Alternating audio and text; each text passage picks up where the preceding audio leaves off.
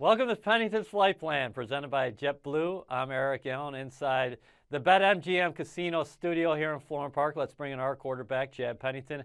Chad, the Jets continue to get in a very good early rhythm. Here last week against the Raiders, Sam Darnold dials up the play action, and it's Robby Anderson on a crosser once again.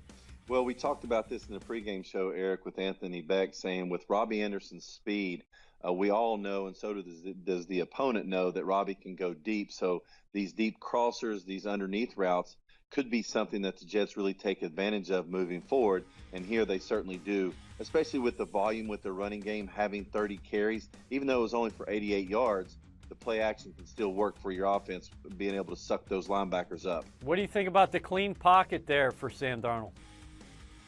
Like the clean pocket, like the fact that the offensive line is able to keep it clean with the run action. Sometimes you can get leakage with your defenders because it is a run action type of play, but they're able to keep the pocket clean for Sam, and he does a great job of staying in there and finding Robby on the crosser. Adam Gase continues to move LeVeon Bell throughout his offensive formations.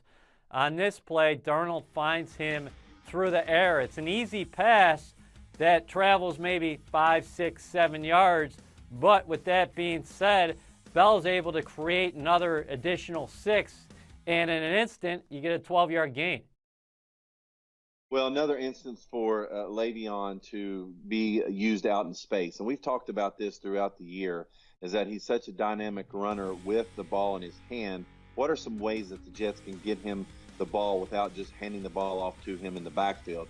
With this empty set, finding that the Raiders are in a soft zone coverage, especially on the outside, great read by Sam just to get LeVeon the ball in space, and he's able to take a 5-yard catch and turn into another first down conversion, and that's the type of dynamic play that you get from him out on the edge. Okay, one of Darnold's most spectacular completions against the Raiders was actually one that I'm sure him and Adam Gase had a long talk about in the film room.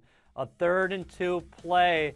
Darnold has a lot of space, but he throws a risky pass here in this instance to Robby Anderson.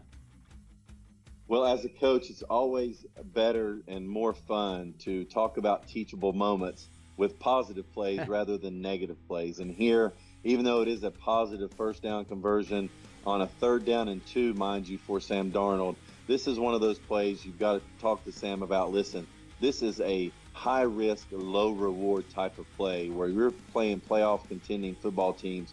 Typically, this becomes a tip ball for an interception, which is a disaster for an offense. And so the coaching point here is, as you slide left in the pocket, realizing that it is 3rd down and 2, you have all of that real estate to capture this first down with your legs.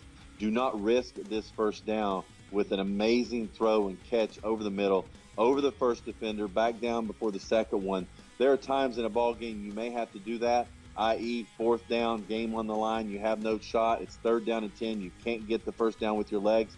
But anytime you can capture a first down with your legs, I think it's just really positive for a quarterback to be able to do that, and it's the safer bet. What do you want to see from the Jets offense as they go to Cincinnati this week and face the winless Bengals? Well, you want to see the Jets continue to have first quarter success. I think when you're on the road, when you're facing a struggling team, if you can continue that first quarter success with long drives, scoring drives, you certainly put them behind the 8 ball. If you have no first quarter success, the longer you go as an offense with no success, the more momentum, energy, and confidence a struggling team picks up. And let's make no mistake about this. The Bengals have played some good football. The games that they are losing, they're losing closely. Yes, they are 0-11. I understand that. But this is certainly a game that if the Jets aren't careful could creep up on them, and you certainly don't want that to happen. Thanks, Chad.